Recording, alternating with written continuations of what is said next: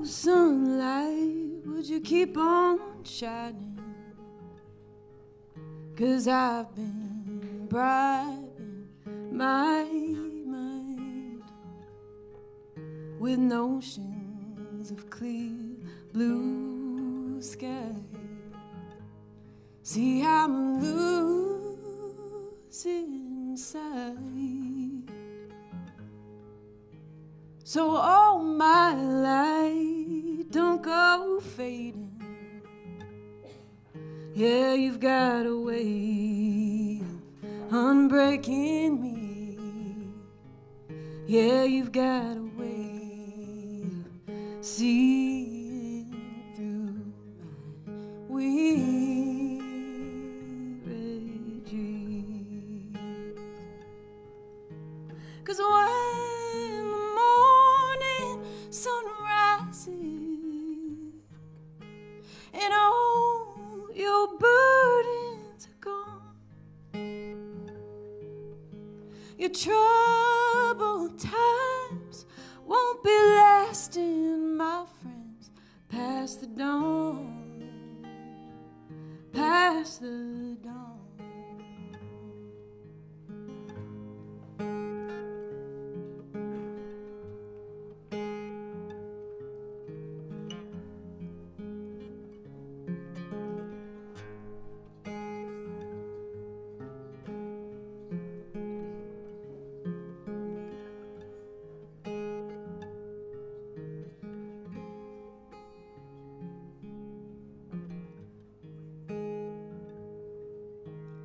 My, oh my, it's so heavy. Guess I'm always trying to be steady. Gotta learn how to bend with the weight. Sometimes you pick up all the pieces in your time. 'Cause when the morning sun rises and all your burdens are gone, your troubled times won't be lasting, my friends, past the dawn, past the dawn. Look out, child, there's light all around you. Let them all down, those burdens they find you and haunt. Let them all down, the weight is too heavy to carry alone. 'Cause when the morning sun rises and all your burdens are gone, your troubled times won't be lasting, my friend. No, when the morning sun rises and all your burdens are gone, your troubled times won't be lasting, my friends, past the dawn, past the dawn, past the dawn, past the dawn, past the dawn,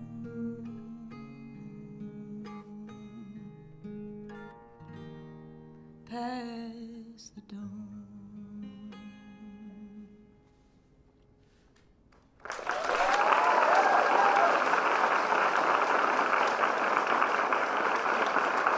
Thank you so much. Thank you. My name is Eleanor Kaufman. Thank you so much to Tina and the Creative Mornings crew for inviting me to this stage. I know you will all leave here feeling very inspired, as I have many times at these events, so enjoy.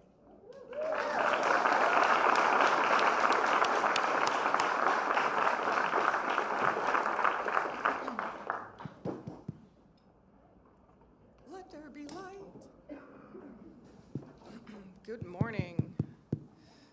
There we go. Good morning, everybody. Thank you, Eleanor, for opening today's event. Just a little background info. Eleanor writes and performs original music, and she just recently released an EP, Luna Fina. It's a collection of original songs that inspired by her time living in Argentina in 2022. Can we give her one more round of applause?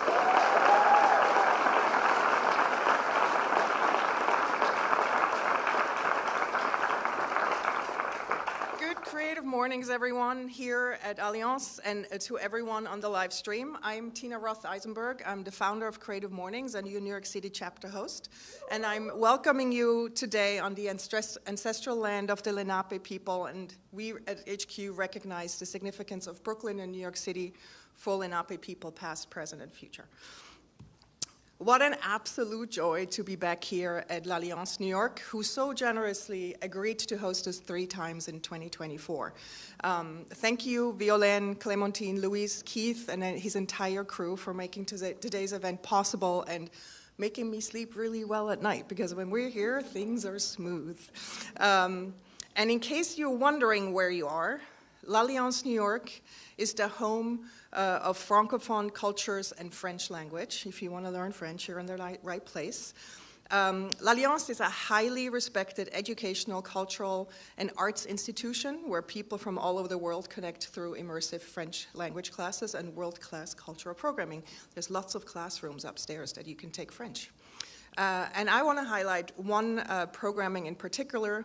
It's called the Crossing the Line Festival. You can see some excerpts here on the back. It's kicking off this month and is running through December 7th in 2024. The festival will capture visual art, discussion, film, and live performances. I urge you to have a look at the calendar of events on L'Alliance website. It's an impressive lineup.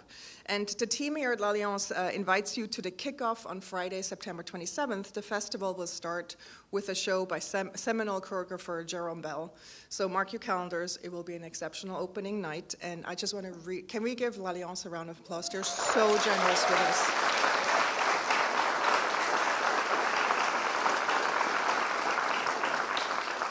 Okay, so this is always my favorite question at every event, every month. Like, who's here for the first time? So many of you. I'll give you a hug if you come up to me afterwards, if you want. So the first timers might wonder what all these dots are here. So Creative Mornings is actually happening all over the world every month, and not just in New York City. And in order to shine a light on our values and to remind us all why we do what we do at here at Creative Mornings, we have a manifesto, and we read it at every event, and every month we have a special member of our community do us the honor. And today's manifesto reader is Mayat Tusi, who describes himself as a narratively inclined human, a maker of stuff, a writer, artist, and filmmaker. I'm lucky to call myself a studio mate with Mayat and call him a friend. So please, Mayat, come up and do us the honor.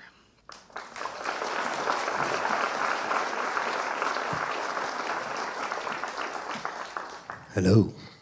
So I read this to my kids last night because they were wondering why I was leaving so early in the morning, and then I realized how powerful well-intentioned words can be, and how appropriate this was for a family. So close your eyes. Let a smile form if you are inclined. Everyone is creative. A creative life requires bravery and action, honesty and hard work. We are here to support you, celebrate with you, and encourage you to make the things you love. We believe in the power of community. We believe in giving a damn. We believe in face-to-face connections, in learning from others, in hugs and high fives. We bring together people who are driven by passion and purpose, confident that they will inspire one another and inspire change in neighborhoods and cities around the world. Everyone is welcome.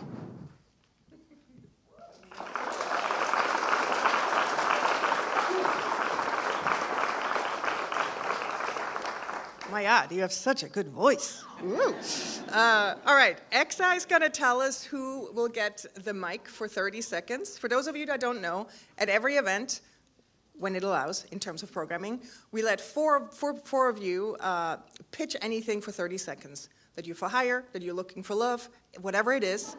And Exa is going to tell us who the lucky ones are today. Okay, so y'all are going to come up after, right after Q&A. Just anyone who I call, just come find me over here. All right, we have Dario, Irene, Anna, and Lila. You got it? Can you raise your hands? Okay, let's give a round of applause for these brave people.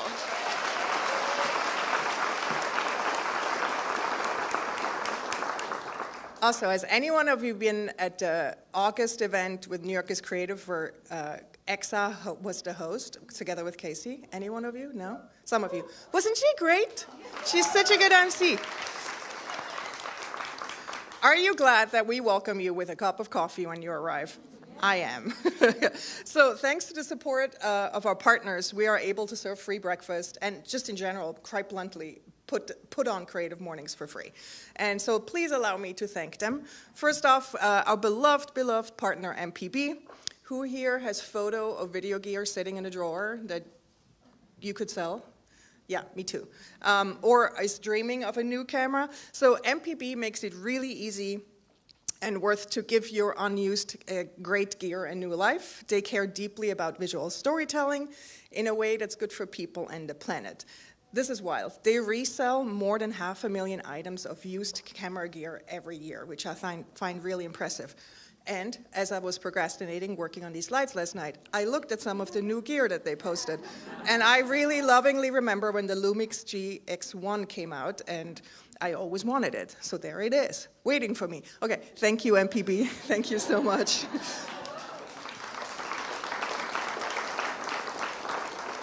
And next up, I want to thank our long-standing partner, Harvest. Just like us, they're a New York City-based company. And what I love about them is that they make me think about time. And as a lover of quotes, I always think of them when I find a quote that is time-related, like this one. Understand me, I do not have time for things that have no soul, by Charles Bukowski.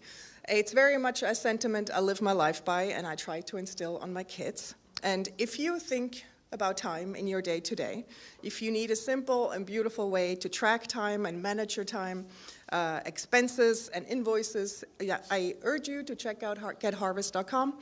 It's an excellent tool for independent creatives and small businesses, and it's run by wonderfully generous humans. So, oh, and by the way, I found this quote on one of my all-time favorite quotes pages called Niche. Side note. Okay, we will send you a link to L'Alliance, MPB, and Get Harvest in the follow-up emails, and take some time to check them out. Okay, before we get to Liz's talk, I have one more thing that I want to tell you about that I'm really excited about, very corgi excited. And anyone who knows me and deals with me, like this is literally how I walk around these days. But because we are doing a thing we have an experiment going with Creative Mornings, and you might have heard me talk about this. It's called Creative Mornings Clubs. Has any one of you been to a club? Raise of hands. Yes, thank you. Is any one of you hosting a club? You are my people. So for those of you that don't know, clubs are community-led, hyper-local, intimate gatherings around something you love. In plain English, we put a meetup layer on top of our community. So now you can self-organize. And we're currently just trying it in New York City. And so we've been prototyping this since April. And, you know, when you're a scrappy organization like ourselves and you have an idea for something and you start experimenting, you're literally flying the plane and assembling it at the same time. So I'm extremely proud to say that we now have a landing page. You can actually easily see what clubs are upcoming. So, so I want to thank you all for being patient with us, because we've gotten a lot of emails like, where can I see it? It was like, well, you need to subscribe to our newsletter. No longer. Go to attend. There's a clubs page now. And one of the clubs that put a smile on my face, I just want to tell you a little bit about them, is the Dumpling Dude. It's a club hosted by Lenny, who is actually one of our volunteers, and I think he's here today. The concept is so simple. At Dumpling Dudes, you make dumplings, and then you discuss a topic that is set ahead of time. I love this so much. And let me share just a few of the other clubs that are up and running. There's a Sun Your Buns Picnic Club. And I have to say, when this one came in, I laughed so hard, and I was like, Thank you, host Jillian, because you set the bar when it comes to the punniness of the names we now expect from all clubs going forward. There's a 3D Scan Your World Club hosted by Craig, a Making Your Comics Club hosted by Carolyn, a storytelling social club called The Spread, and the cheese lover in me stopped hard when I saw this graphic. This is hosted by Trevor. So 4 months in, we have 14 clubs up and running that host regular events. Like these are events with a heartbeat that you can plan around, and there are many more coming. So check out the club's landing page. And then there's one thing I want to say to all the club goers and also you here. We had 510 RSVPs today, and 203 people checked in. When it comes to clubs, we have hundreds of people waitlisted every month. Clubs are very, very small, unlike this one. They're very small gatherings. It's like as if you sign up for a dinner party of 6 and you're not there. People see it. So we know life gets busy and stuff, but if you can, please release your ticket. Because when you release your ticket, it literally goes to someone on the wait list. So you give them a gift. And if you don't know how to do it, when you're logged in on Creative Mornings, as if you would register for the event, it says right there, release your ticket. So like even today, like over 250 people didn't show up. Please release your ticket if you can't make it. It really, really makes a difference for everyone involved. All right, all of that to say, you are doing great. You're participating in the things we're building, and there's no bigger gift than that. And if you haven't gone to a club, please check them out. Okay, now we're getting to the main attraction of the event, and that is Liz's talk. This month's global theme in our Creative Mornings universe is reflection. It was chosen by our Oklahoma City chapter and illustrated by Aditi Haynes. And by the way, all of these past themes have landing pages with all the talks from around the world that you can watch. So if you write a thesis on trust, voila. Okay, I am so very excited to introduce today's speaker, Liz Tran. Liz is one of those rare people you meet from the business world who straddles the divide between heart, intuition, and the efficient pragmatism needed to thrive in the competitive world. She started out in the VC world and now writes books, runs a successful podcast, and lectures. Liz is the author of The Karma of Success and the forthcoming book, The Agility Quotient. She's the founder of Reset, where she works as an executive coach to the CEOs and founders of high-growth companies. And she also runs a podcast called Reset, where she brings the support of coaching to an audience of thousands on a bi-weekly basis. And leading up to this event, I had multiple people text me say, oh my God, I listened to her podcast. I can't wait to tune in. So please give a warm round of applause to Liz Tran.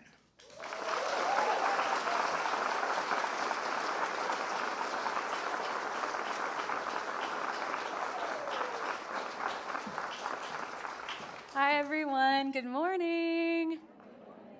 So as Tina mentioned, I am a writer and an executive coach, but a more important aspect of my personality that I want to talk about today is my identity as a Buddhist and as a spiritual person. So we're going to start with a story that I learned when I was studying Buddhism. It starts in 1968 outside of Big Sur, California, where Shunryu Suzuki was talking to a group of students, and one of those students raised his hand and said, Suzuki Roshi, I love your work so much. I have been listening to you for years, but I have to admit, I don't understand what you're saying. Can you please explain Buddhism to me in a nutshell? Just distill it into one sentence. And everyone in the audience laughed because, of course, this is hilarious and ridiculous. This idea that you could take this 2,500-year-old tradition with so much depth in meaning and reduce it to a handful of words. But Suzuki was unfazed. He very calmly turned to the student and he said just 2 words. Everything changes. That's it. Everything changes. And then he moved on to the next question. And this, everything changes, this is the fundamental nature of our universe that we live in. And what I mean by that is that no matter how much we want the world to stand still, for us to have this stability and security, and for everything to be exactly as we planned, that's just not how it works, right? The world is always shifting underfoot, and we, in response, are always shifting along with it. And what's very interesting to note here is that there's more change, uncertainty, and unknown than ever before. Think about when Shunryu Suzuki was giving that talk in 1968 and compare that to life 20 years later in the 80s, right? Of course, the fashion, the music, culture is all different, but the daily experience of being an American, of waking up, having breakfast, going to work, coming home and having leisure time, wasn't really that much different. And think about you here right now in 2024 and consider what life was like 20 years ago. How stark, right? The way that you go to work, the way that you work, the technology you use, how you spend your free time is completely different. And so what that means is that we have to adapt to that and adjust to that.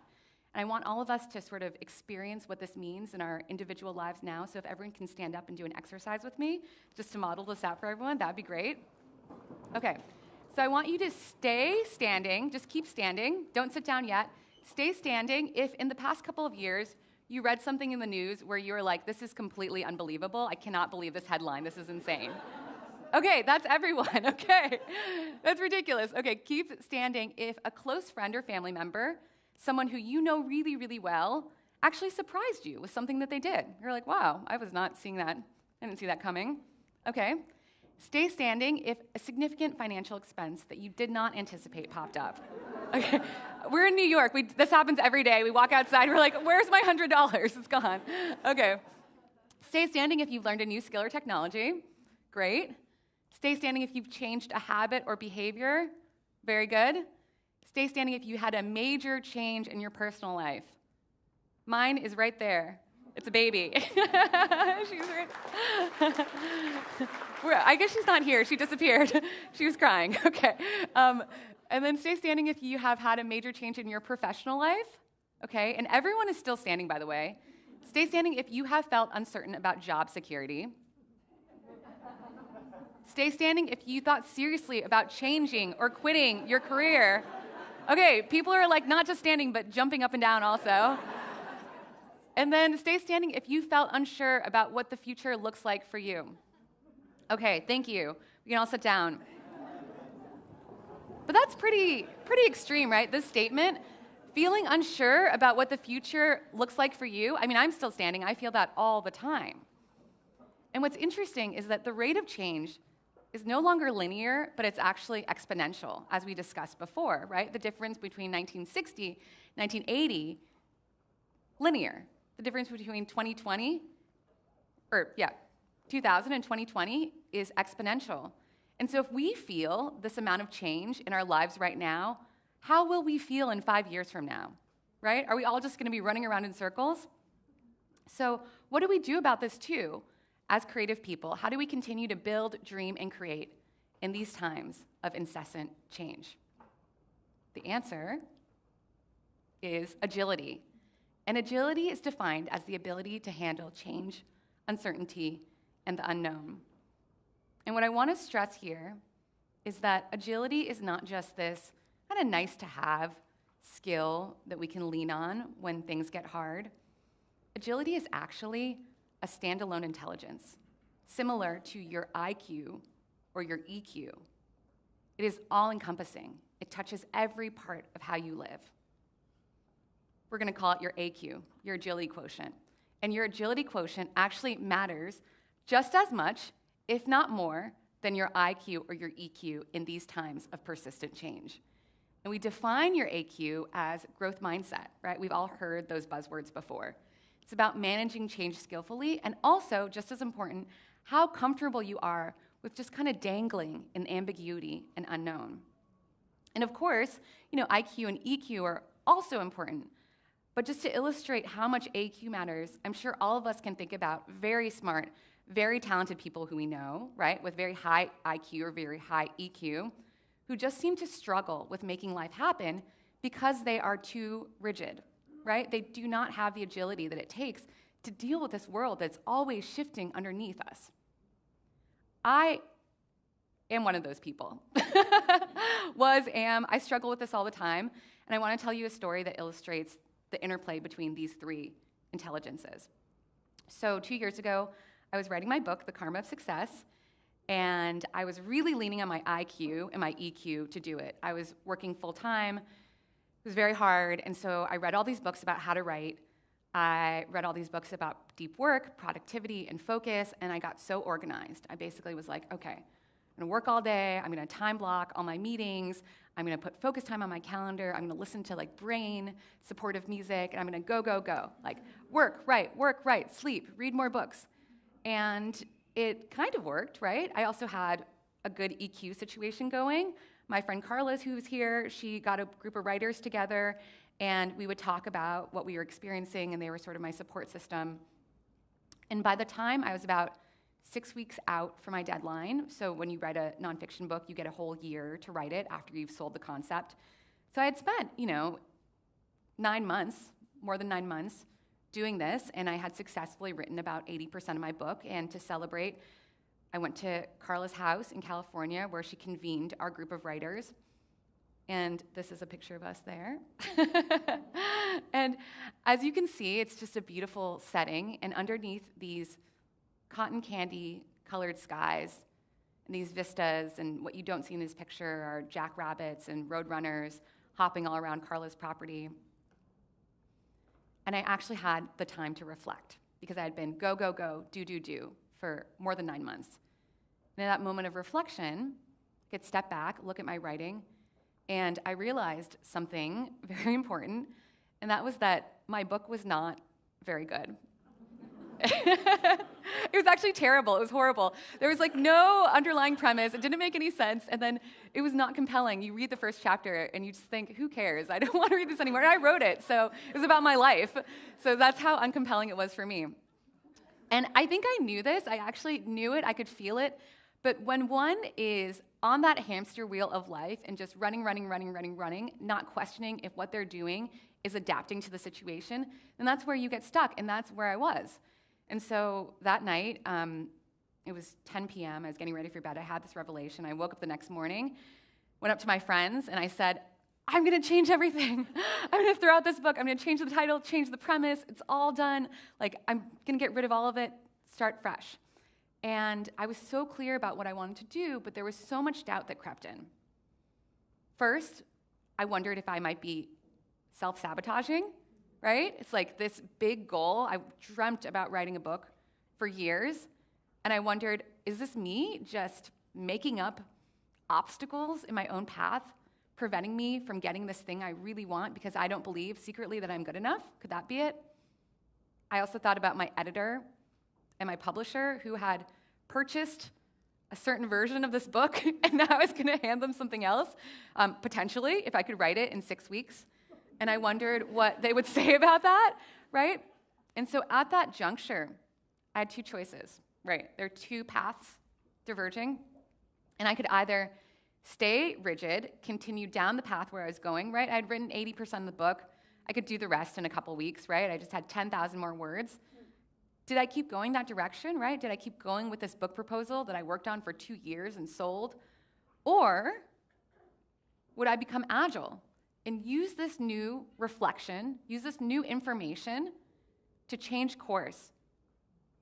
And obviously, you know what I did, because I'm talking to you now about agility and not rigidity. And so I went home and I started working on a brand new version of this book, 6 weeks from my due date. And this is what my house looked like at the time. So we didn't have very many walls, but we also had very little internet too, so we had bought this house, we're like, this is a great deal, and then we realized that the person who owned it was still on DSL, like literally, like connected to the phone system. And so we were able to have Comcast come in and install a little bit of internet very close to the road. But unfortunately, there was not a domicile on that patch of grass that one could sit in. There was not a house there. So my husband went on Amazon and he ordered me this tent, and then he put a desk in there, and he woke me up and he was like, I've got an office for you. And I went inside and I was like, oh, okay, it's very sunny in here. So when the sun shines directly on it, it actually, the light color like magnifies the sun, and then you're sitting in a sauna. And there's obviously no heating and cooling because it's a tent bought off of Amazon. And then on top of that too, we had to run these extension cords, 200 feet of it, to be able to get power. You can also see a porta potty in the background, like behind those trees. And because it was a shelter in the middle of the forest, then this family of daddy longlegs moved in. And I was like, okay, great. These are my co-working space people right now. And I wrote, and I wrote, and I wrote, and I wrote. And even though the situation was unideal, I finished the book in 6 weeks, which is amazing. Thank you. Thank you. And then I sent it to my editor, and I may have downplayed what I had written, but I was like, hey, small shift. Tell me what you think. And then she wrote me back, and she said that it was one of the best manuscripts she had ever read from a first-time author, which was very sweet. So the moral of the story is that agility is not fixed. You can grow your AQ. Because if I can do it, and I'm an extremely structured and naturally rigid person, ask my husband, like, that is just the way I am. I'm very hard-headed, I have strong opinions, and I stick with them. But if I can do it, then obviously you all can do it. You can definitely do it, and I'm gonna talk to you about how I work on agility with my clients and for myself. So it's actually very simple. There are 4 skills that I'm gonna teach you today. Anchors, bets, classroom discomfort. They're very simple. The first one is anchors. Anchors are people, places, and routines that ground you in unsteady times. So think about a boat, right? What does a boat do when it's in turbulent water and rough seas? It drops an anchor, and that grounds it. And we all do this naturally, right? We pick the people who help us feel safe. We choose the places that feel like home. And we create routines for ourselves that help us feel a semblance of control in this crazy life that we live in. But the issue is that when things get all wild and everything is changing and uncertain, we sometimes forget to do this, right? We drop our anchors, we forget about them, and we lose track of our people and places and routines, and sometimes we withdraw. And so this skill is about simple awareness and recognizing, hey, actually, in these unsteady times, maybe I need to balance out all this turbulence with some grounding. When I was writing this book, I obviously had my people. I had my husband who got this tent for me. I had my friends, Carla, and the people who were in that writing group with me. I had the place. It was that tent, and even though it was so imperfect and so impermanent, it was this haven amongst all this stress of construction and noise from my own mind. And then finally, I had routines. Every morning, before I would write, I would wake up, I would do 15 minutes of yoga, I would do 15 minutes of pranayama, and then I would read one chapter from my favorite writing book. And that very simple 45-minute routine enabled me to feel like, I had something steady. The next agility skill are bets. And just like when you go to Las Vegas and you go to the roulette table and you're like, okay, I'm gonna put $50 down on black, a bet is an action that you take without knowing the outcome.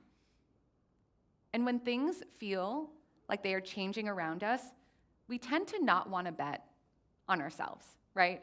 Because we want things to remain steady and stable, because we cannot bear more change than we're already experiencing in our lives. But actually, what we need to do is the opposite, because bets are actions, and actions propel us forward. And so the only way to move through change is to keep betting on yourself so that you can move to the other side. That story that I told you about the book is, of course, an example of a bet that I took. I did not know how it was going to go to toss out 40,000 words I had written over 9 months. But it worked. Sometimes bets work, sometimes they don't. But bets can even feel as simple as being in a meeting, and you're not certain about what you're about to say, right? Or you're not sure what the reaction will be if you speak up, but you do it anyway, right? So bets, big and small, we can take them every day, and we should. The third agility skill stands for classroom. C is for classroom. And essentially, this means that everything in life is a teachable moment. I think about this quote from Pema Chodron. Does anyone know her? She's a Buddhist nun. Okay, great. Very spiritual room. So Pema Chodron said something that I think about all the time, and she said, "Nothing goes away until it teaches us what we need to know." Nothing goes away until it teaches us what we need to know. What that means is that we will continue to experience the same chaos, the same change, the same churn, until we learn the lesson that it's trying to give to us. And I had an argument with my brother the other day. Obviously, we're siblings, so you know how siblings are. Like, sometimes we get along, sometimes we don't get along, and it's not unusual for us to disagree. And I felt myself pulled into the same pattern of, being annoyed at him, blaming him. And then I realized, no, there's something here that I have not learned, and that is why this keeps happening over and over and over again.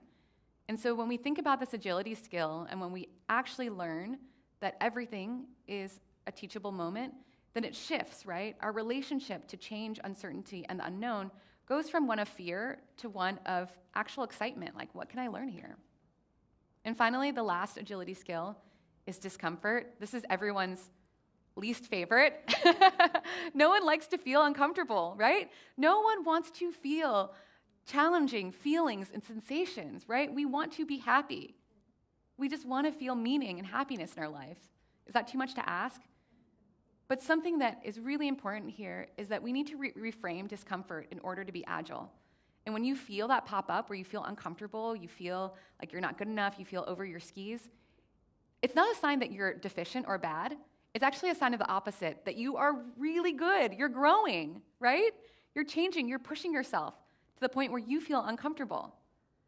I went to yoga class yesterday, which seems like a very simple, basic thing, but I haven't been in months because I just had a child, and it's taken up a lot of time with work. And so I went to yoga class, and I used to be great at yoga. I studied yoga at an ashram for 2 months of my life. And I went to this class, and I was really bad. Like, the teacher kept coming over and being like, "Are you okay?" I was like, "Yeah, I'm fine." I was sweating profusely. And I was so uncomfortable, and I was so annoyed that I was there. I was like, why am I here? I should be working right now. But then I remembered, no, this discomfort is a good signal. This is a signal that I'm growing and I'm changing. And so this is actually the agility skill that I dislike the most, but that I use the most, because I often do feel uncomfortable. And I remember, oh, wait, this is a moment to celebrate myself, not to critique myself. So these are the agility skills: anchors, bets, classroom, discomfort. And we can and should use them not just for these big moments of change in our lives, but also all the minor inconveniences and the minor changes and surprises that fall in our laps every day. Because why? Because everything changes. This is the fundamental nature of our universe. And what I love about these two simple words is that when you see them, your reaction to these words dictates everything about your agility. So when you see the two words, everything changes, you have 3 options. 1, on the red column, you could say, everything changes. I'm just going to ignore it, right? That's actually what I did with the book for the first 9 months. I knew it was not working, right? I knew that my vision was changing when it was put on paper, but I just thought, I already have a plan. I'm just going to keep going. I'm going to ignore all the signal. And it put me in a pretty precarious situation until I went to California with Carla. The middle road is to just deal with it, right? Things are changing in your life. The unexpected happens. And so you just say, okay, I'm going to just handle it. I'm going to problem solve my way through this. But I'm not going to enjoy it. I'm going to complain about it, and it's not going to be fun, right? I do that a lot. And then the final path, the one that we're talking about today, is embracing it, right? You see that everything is changing. There is so much unknown, so much uncertainty, so much ambiguity, and you just accept it. Say, this is great. Let's go. So let's all practice together now, shifting into this mindset of everything changes and I embrace it. So I'm going to count to 3, and then after I say 3, I want everyone to say together with me, everything changes, okay? 1, 2, 3. Everything changes. Beautiful. Okay, now we're going to do the same thing, but we're going to say everything changes and I embrace it. 1, 2, 3. Everything changes and I embrace it. Perfect. Okay, so now we're going to do the last one. And you're going to say, I love change. And change loves me. Okay, 1, 2, 3. I love change, and change loves me. Yay, okay, thank you. That's all I got. Thank you very much. We're gonna do a Q&A.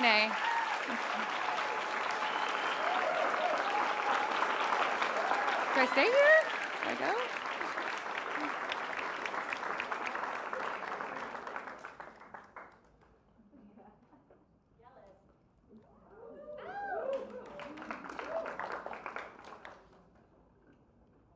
I think we're doing a Q&A now, which is why I'm standing here.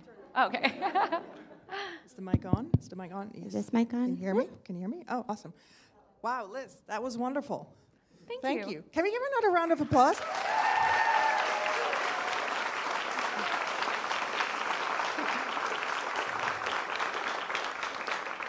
Who would like to ask a question to Liz? We have time for a few questions. Oh, now you're in the front. Krista, do you have a mic too? I have a mic. Krista, there's somebody in the front there. Oh, here? Yep, in the front. Can you raise your arm again? There we go. Is there anyone on this side so I can come towards you? Okay. And please stand up, say your name, and then ask your question. Thank you. Hi, Liz. I'm Jules. Thank you so much for speaking to us. I have one question. You mentioned your morning routine includes one chapter from your favorite writing book. What book is that? It's called Writing Down the Bones. Do you know it? No. So the writer is also a Buddhist, and it's about 67 short chapters that weave in Zen with also really good writing advice.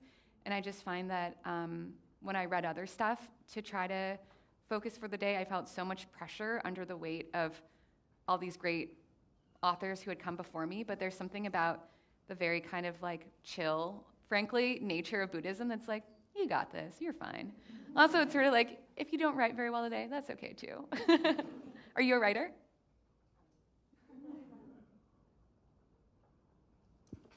Hello, I'm Ricardo. I actually just wanted to ask you, because I struggle a lot with focusing. I have a lot of things that I feel like I'm very good at, and a lot of things that I just don't do because I get overwhelmed by choice and sticking with a certain thing. I'm sure that comes up a lot with you, and I was just curious if you have anything that you do to make yourself feel more grounded and focused in that sense. Yeah. Thanks. Maybe I'll ask you first, because I don't want to repeat anything that you're already doing, but what have you tried?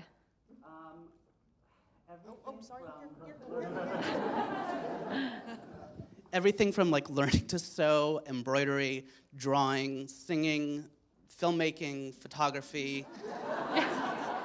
And the thing is, and this, I'm not trying to sound full of myself. I'm just good at a lot of things, right? I went to Waldorf schools. Like, art is just a part of my life, and I don't know how to like focus on that one thing, so that I want to be able to incorporate it all, but at the same time, I know I can't do it all. So that's something that's really tough for me. Yeah. Before I do what I do now, then I worked at a financial firm, right? And I really love business. I do. I truly do. I work with, that's what I do now. I'm an executive coach. But I also deeply love my spiritual practice. And it felt like I was always choosing between the two. And like I wanted to learn everything about investing. And I also wanted to learn everything about my spiritual path. And I think that there's a false dichotomy in life that we have to choose between the sides of ourselves. And so I would say that, I think what I'm hearing you say is that like your zone of genius, which is defined as the work that not only are you really great at, but also gives you a lot of energy, that's where you want to be. And so I would maybe even pull off the pressure of needing to say I need to choose just one thing to do and one thing to focus on, but thinking about like what mixture of things actually creates Ricardo's own specific, unique zone of genius.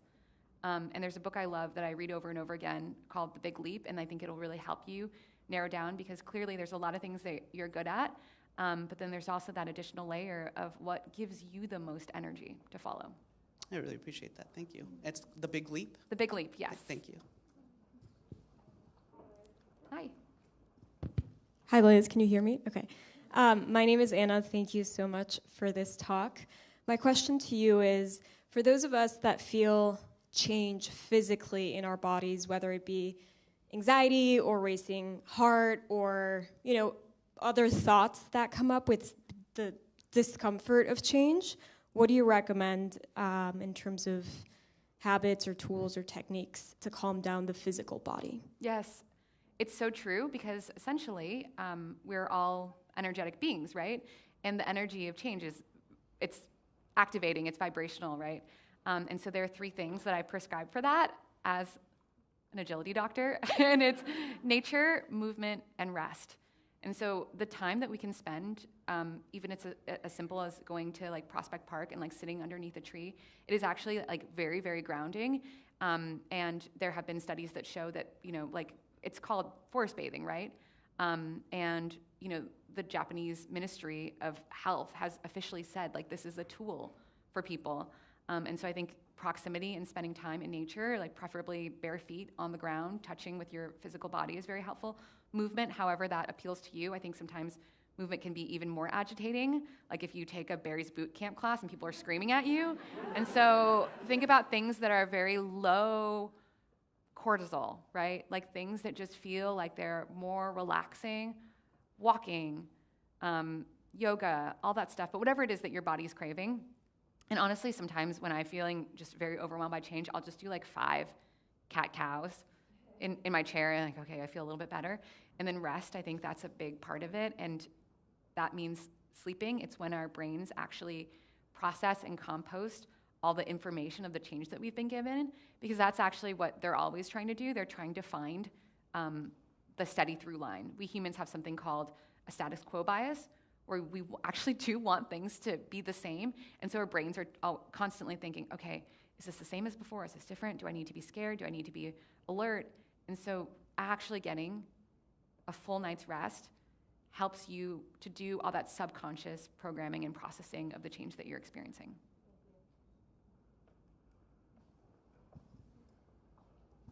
Sorry, big pivot over here. Hi, I'm Trevor.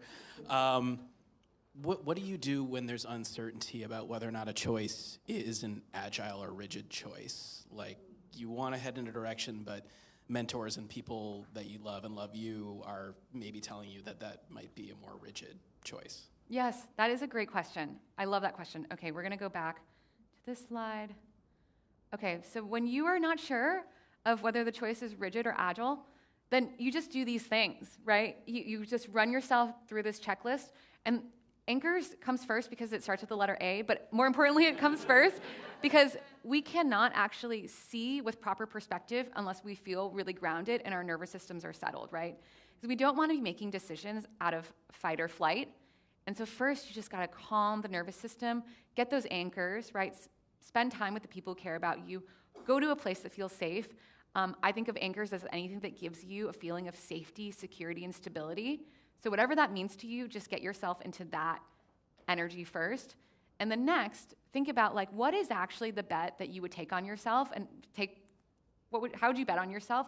And I ask myself this question of, what would I do if I knew that I could not fail, right? And so that's the bet. That's the question, is like, we don't know the outcome, but what would you do if you knew that you were going to succeed? And then finally, you think, is there any other information I need here? What can I learn? And then this is a big one for me. I think that if between the choices, the one that feels more uncomfortable is probably the right one. Okay, great.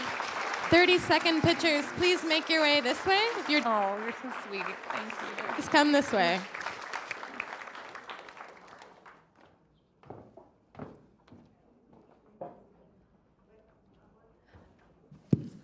I'm going to say it all day. Everything changes, and I am totally super okay with it.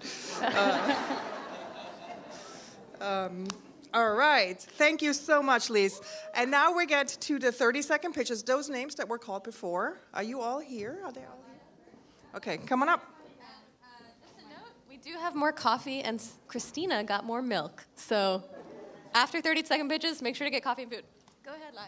That one. This one. Okay. Hi, everybody. My name's Lila, and this Saturday, tomorrow, I'm co-hosting a fundraiser called Gather, Move, and Donate for Palestine, We are going to be having 4 different DJs. There's going to be 20 different raffle prizes, tattoo artists, tarot readers, and jewelry sellers. And 100% of the proceeds will go to Palestinian Children's Relief Fund, who've done excellent work in Palestine, helping Palestinian children get the medical care they need and also food.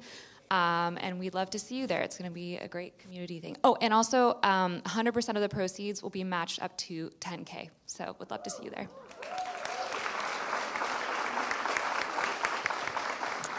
Hi, everyone. My name is Anna. I host a podcast called Theory and Practice for any 20-something women looking for meaningful career advice or meaningful loving relationship advice.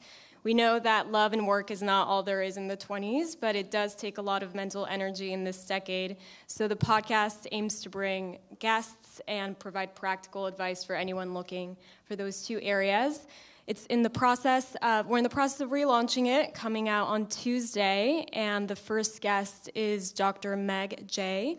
I don't know if anyone knows her here, but she's a clinical psychologist, author of The Defining Decade, author of the 20-something treatment, and she will be the first guest on the podcast.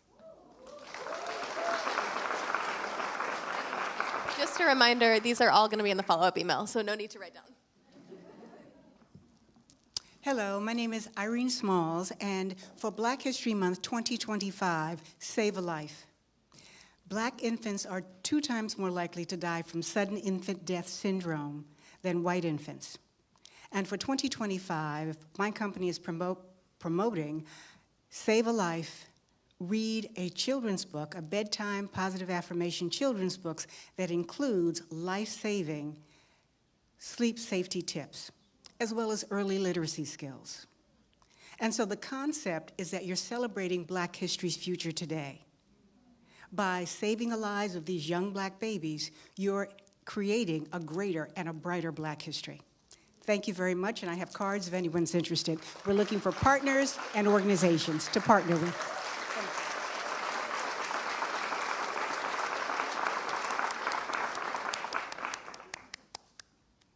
There's a lot of people. I just arrived to LaGuardia, the airport, right? So I took this train, and then I had to take the subway, and I went to this station, Penn Station, I think, with 2 big bags. Yeah, it's like for 6 months. And I am so lost, because I finished the thing with the train, and I went to the stairs, and everything was like with people and languages and Espanol, Chinese, and I was so lost. So I went to the stairs, and I got to the city, to the streets, and I'm still lost. So there's like buildings and the smell, urine, marijuana. I'm lost. So I need you, all of you guys, to go to Instagram and look for, how do you say that? At, my name is Dario, so at DARIO, B from baby, BOL, Dario Vol, and give me your advices. Look at the things that are there. And I need to find myself here in New York. So please go to at DARIOBOL, Dario Vol. Look at that and tell me, or give me, please, your advices, because I'm lost here in New York. Thank you so much.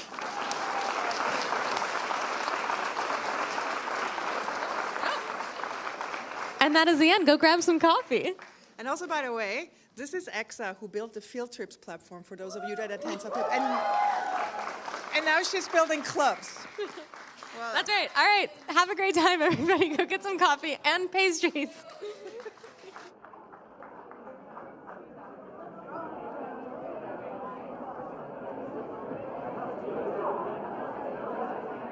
No. We're not done yet. We're not done yet. Hey, everybody. EXA made it very confusing now. No. I want to thank the volunteers, everybody. We cannot leave without thanking the volunteers. Alicia, Amanda, Angelica, Brian, Casey, Celestine, Christina, Danielle, Emily, Exa, Krista, Loli, Lena, Lenny. Don't, sit down, everybody, sit down. Megan, Oriana, Paul, Romaine, Cece, Sky, our live stream team, which is amazing. Matthew, Kevin, Claire, Chet, Rosario, and Eleanor. Nelson and Connie, they took photos, they took videos. Why are you leaving? Because the best part is coming. You're gonna miss next month's event because Ivan, who's in the audience, is speaking next month.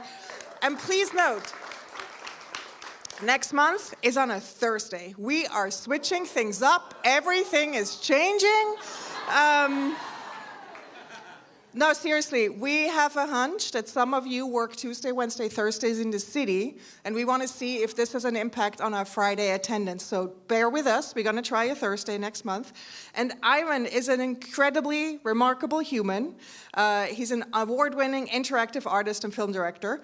And I love that his work sparks cultural conversations, celebrates human connection. He's a man of my heart, and inspires strangers to interact. So I highly recommend you attend next month. And then I always leave you with a quote. You can almost leave now. And today's is from a book that really lifted my spirits last year. It's about humanity. It's called Humankind, A Hopeful History. And if you need a dose of hope, I highly recommend you read Humankind by Rutger Bregman. In it, he explains in detail how we got human history completely wrong. And one of the quotes that stuck with me is that we're seemingly in a time where believing in the good of humanity is a revolutionary act. And if that's the case, consider Creative Mornings a revolutionary company. So thank you for being here, and see you